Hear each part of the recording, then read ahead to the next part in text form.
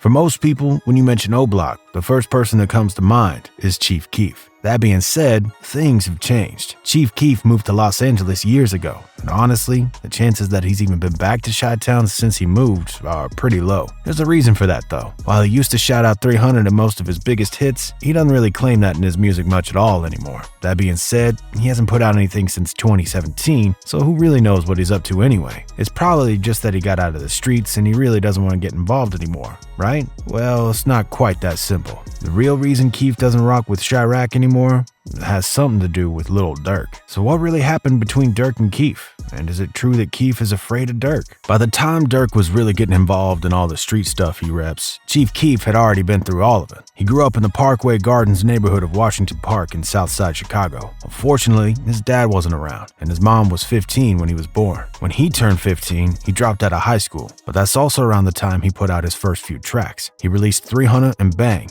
which both blew up in the local scene, allowing him to perform concerts. In December of 2011, Keef found himself in some pretty hot water, but for better or worse, in the long run, it would only go on to boost his career. A blue Pontiac Grand Prix, which held Keef and two others, popped off some shots just a little bit south of Hyde Park, a neighborhood that borders Keef's own hood of Washington Park. When cops showed up to investigate, someone in the car pointed their weapon at the police, and the cops fired back. Eventually, Keef and a friend got arrested, while their associate escaped. Rumors were floating around that Keef had passed away, but instead, he just got put on house arrest. On January 2nd, World Star Hip Hop posted a video of a kid absolutely freaking out upon learning that Chief Keef was finally free, and it went viral. Chief Keef is out of prison! Nigga, this nigga is cracking!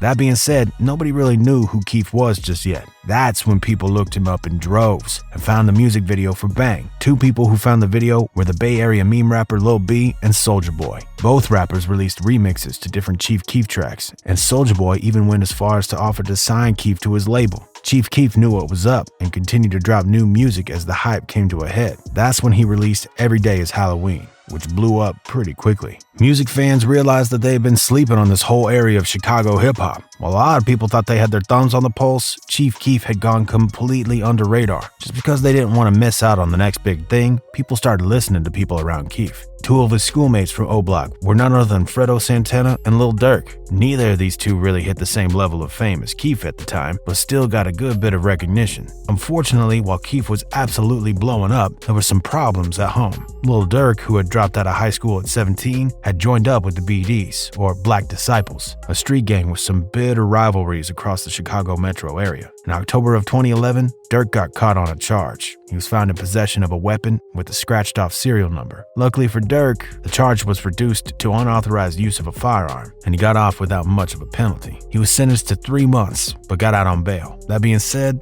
he got sent back and had to spend 87 more days there. Towards early 2012, I Don't Like was released, and for real, we don't really even need to talk about how huge this track was. I mean, the song itself went viral, and then to make things even crazier, Kanye West remixed the track with tons of features, and it's all history from there. Suddenly, Chief Keef was a household name. Keef eventually landed a deal with Interscope Records after fielding offers from tons of other major labels. At the end of 2012, Finally Rich dropped, and the title couldn't have been better. Keef was swimming in cash after the release of singles like Love Sosa and Hate Being Sober. While Chief Keef was living it up, Durk once again found himself in trouble with the law. In the summer of 2013, police responded to reports of someone in possession of a firearm around 3 a.m. When the cops actually got there, they pulled up behind a car that Durk was in, and they caught him trying to ditch a pistol out of the window. Now, at this time, Durk was still on parole for the crime he had committed back in 2018, so he got a pretty hefty punishment this time. Durk was ordered by the courts to 18 months in prison. Not only that, but since he was a felon now, this didn't look good. His bond was set at $100,000, and while the boys back at Oblock had a good bit of the money together, they were still short. With that, they decided that they could probably reach out to Chief Keef for help, thinking that he'd probably want to get back to his homies. Instead, Chief Keef basically just sat on his hands. Lil Durk had just recently been signed to Def Jam too, so now that he was gaining a little bit of clout, one would think that Keef would hand over the cash. For whatever reason, Keef didn't. Maybe it was something to do with the fact that Durk was going to side with GBE, Keef's label. but didn't. Either way, the money was a no-show, and Durk had to figure something else out. When the arrest first happened, tons of people from Oblock came out in support for Durk, from Fredo Santana and Lil Reese. Meanwhile, Keef was basically silent. Well, almost. Instead of tweeting anything in support, around that time, Keef tweeted OTG, #OnlyTheGlow. That was probably a reference to Durk's Only the Family and Keef's own Glow Gang. There must have been something going on between the two, although neither of them ever spoke on the issue.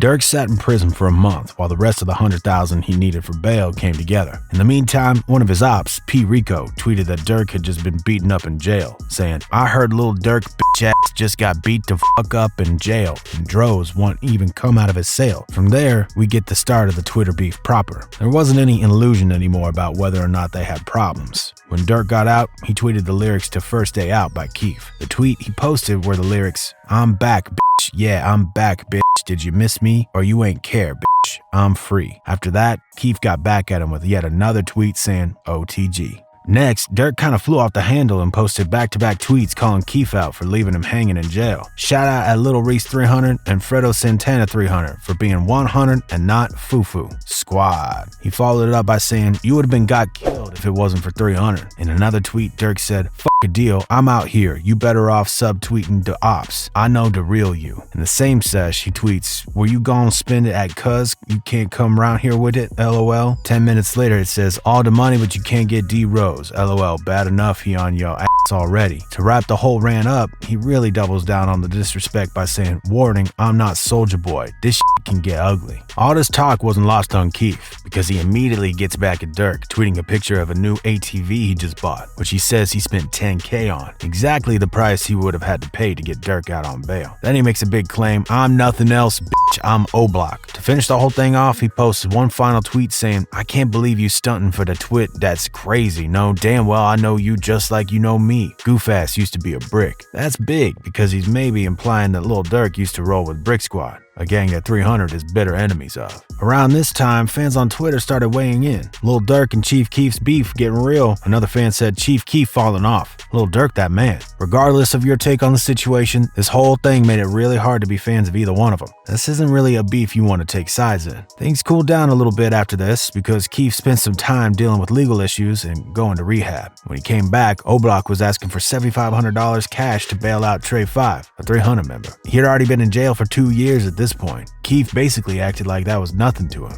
and agreed to give up the cash. Unfortunately, Keef said he threw it all in the club, leaving him nothing to give Oblock. As retaliation, a bunch of dudes from Oblock piled into a place Keef was renting at the time. Since Keef was out dealing with court, they had a perfect opening to get in there and rob Keef blind. They took clothes, detergent, and deodorant, music equipment, and shoes. During the robbery, someone called the cops. Just a little bit later, Keef was home from court. Some of the crew, including King Von, posted about the spoils they had stolen from Keef's place. Terrence Smith, a friend of Keef's, was also hurt during the robbery. The crew stole Keef's car and rode off. Now, no one was arrested, but the cops said that the BD gang was splintering and listed a few suspects, all of them from Oblock. After everything went down, Keef took to Twitter and talked about how much he had done for the Oblock family, only to be disrespected for it. Now, you could easily make the case that this isn't exactly true, since he couldn't put up any of the money when asked for anyone who needed bail. There's also the fact that he wasn't even in Chicago most of the time at this point. Oblock probably felt abandoned, knowing that one of their own was eating good. Meanwhile, they were starving. He called out Boss Top and Young Chop for wearing clothes they stole, which must have hurt because they all used to be close friends. I mean, you can hear the classic Young Chop on the Beat producer tag on most of the tracks off Finally Rich. To tie the whole thing together, Lil Durk finally posted a video in an apartment in front of a TV. In the video, a friend of his was wearing the same chain GBE Capo, one of Keef's close friends, had been wearing in a music video playing behind him. Then Durk points at Keef's chain, saying, "We got that too." Oh, we got that too.